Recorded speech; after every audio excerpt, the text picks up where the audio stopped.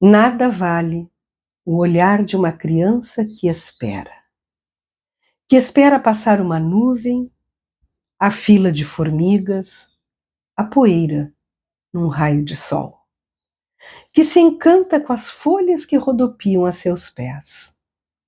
É preciso enxergar através de seus olhos, olhos atentos sobre a natureza, mas também sobre o mundo dos adultos. Os meus, que todos consideravam lindos, eram olhos grandes. Grandes, pois eu não era inocente, era lúcida. E via tudo o que ninguém queria enxergar. Afinal, ver é compreender.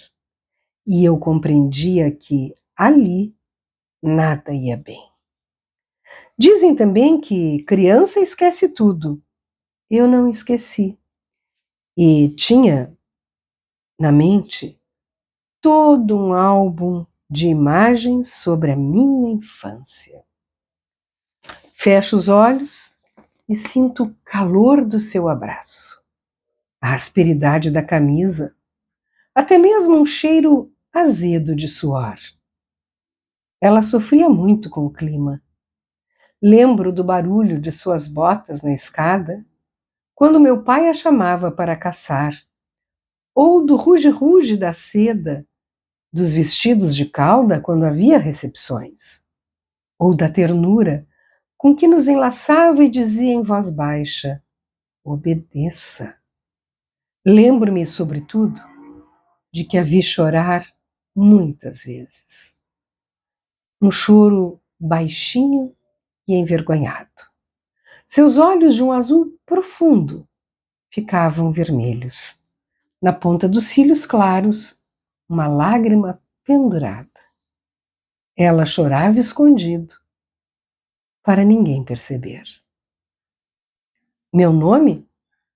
Maria da Glória, Joana Carlota Leopoldina da Cruz, Francisca Xavier de Paula Isidora, Micaela Gabriela Rafaela Gonzaga, Rainha de Portugal e dos Algarves. No físico tenho muito de minha mãe. Em menina meus cachos eram louros como os dela, minha pele translúcida como a dela. Com a idade, ganhei peso como ela. Como ela, ganhei gordura no pescoço. E dizem que meu queixo miúdo e lábios finos são como os dela. Sobre a cor dos olhos tenho dúvidas. Uns me pintaram com olhos azuis, dela, outros com os olhos negros de meu pai. Não se pode confiar nos pintores da corte. Como ela, e como minha avó Maria Teresa de Nápoles e Sicília, tive tantos filhos quanto pude. Como ambas, morremos de fazer filhos. Pelo amor que lhe tinha, vou contar a história de Maria Leopoldina da Áustria, minha mãe. Ou da imperatriz Dona Leopoldina, esposa de Dom Pedro I, que chegou ao Brasil muito jovem para casar com Dom Pedro I e morreu ainda jovem, aos 29 anos. O livro do qual li esse trecho chama-se Leopoldina e Maria da Glória, Duas Rainhas, Vidas e Dores, editora José Olímpio. Mary Del Priore é uma historiadora, professora e escritora, tendo lecionado nos departamentos de História da Universidade de São Paulo e da Pontifícia Universidade Católica do Rio de Janeiro. Na orelha do livro, lemos o seguinte: quando a princesa Leopoldina desembarcou no Rio de Janeiro para se casar com o príncipe Dom Pedro I, deu-se a fama de uma das mulheres mais ilustres de que já se teve notícia por essas terras.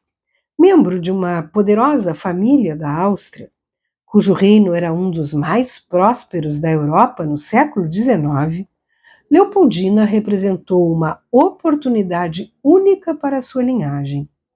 Seu casamento selaria um acordo com os poderosos Bragança, titulares da coroa portuguesa, e os Habsburgo, ambiciosos em expandir seus negócios. No entanto, as promessas de uma vida abundante no Brasil não foram plenamente cumpridas. No campo da política, Leopoldina teve que lidar com questões acirradas em torno da conjunção do Reino Unido de Portugal, Brasil e Algarves. Tanto aqui quanto em Lisboa, conspirações e revoltas se avolumavam, ameaçando a unidade do reino ultramarino, que naquele momento estava sediado no Rio de Janeiro.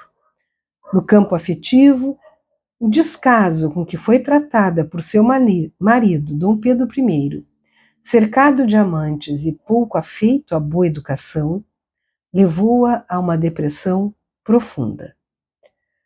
Sem conseguir construir laços de amizade no novo país, Leopoldina se sentia abandonada e, não raras vezes, apenas um enfeite para o jovem imperador, que não tergiversava em se apresentar publicamente ao lado de sua amante mais notável, Domitila de Castro, a Marquesa de Santos.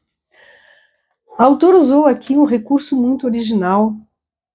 Ela deu voz à filha de Dona Leopoldina, Maria da Glória, que anos depois seria Maria II, a brasileira que se tornou rainha de Portugal, e, a partir do olhar da filha, nós vamos então conhecendo a história da imperatriz Dona Leopoldina, desde sua infância até a sua morte, e também um pouco da história da filha.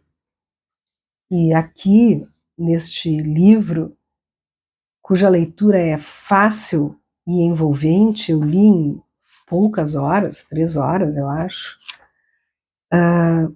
a gente percebe o quanto sofreu essa jovem mulher vindo para um país inóspito face à corte brilhante, bem-sucedida em que ela vivia, para conhecer um homem com o qual se casaria, sem falar a nossa língua, sem ter amigos, sem ter família.